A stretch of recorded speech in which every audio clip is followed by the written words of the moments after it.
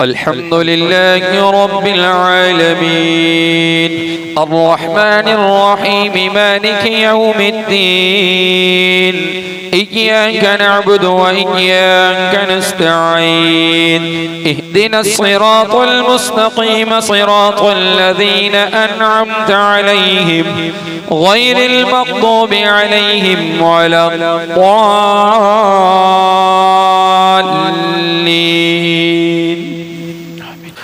الرحمن علم القرآن خلق الإنسان علمه البيان الشمس والقمر بحسبان والنجم والشجر يسجدان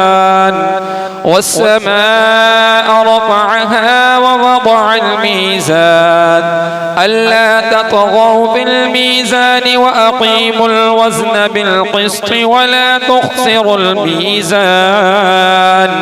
والأرض وضعها للأنام فيها فاكهة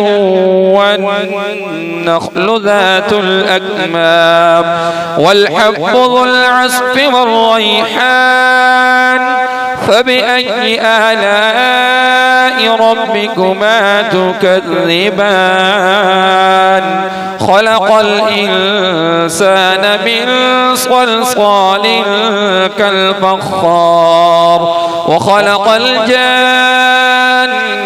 من مارج من نار فبأي آلاء ربكما تكذبان رب المشرقين ورب المغربين فبأي آلاء ربكما تكذبان مرج البحرين يلتقيان بينهما برزخ لا يبغيان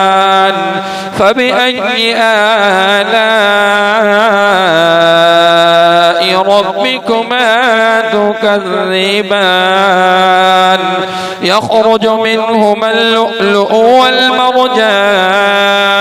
فبأي آلاء ربكما تكذبان وله الجوار المنشآت في البحر كالأعلام فبأي آلاء ربكما تكذبان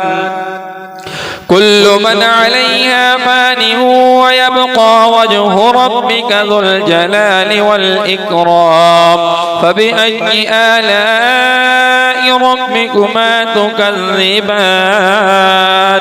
يسأله من في السماوات والأرض كل يوم هو في شأن فبأي آلاء ربكما تكذبان سنفرغ لكم أيها الثقلان فبأي آلاء ربكما تكذبان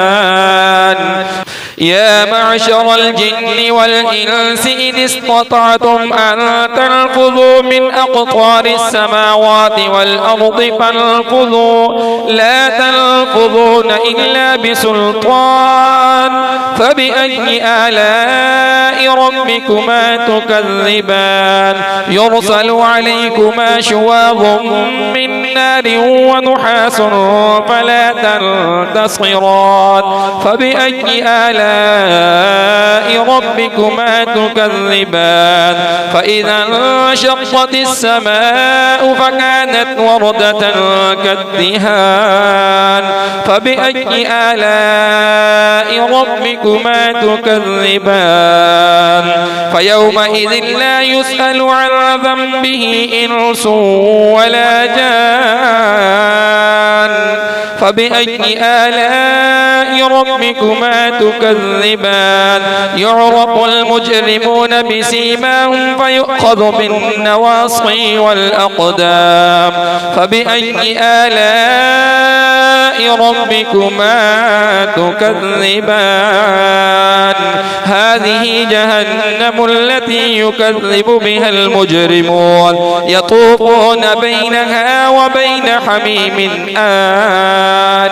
فبأي آلاء ربكما تكذبان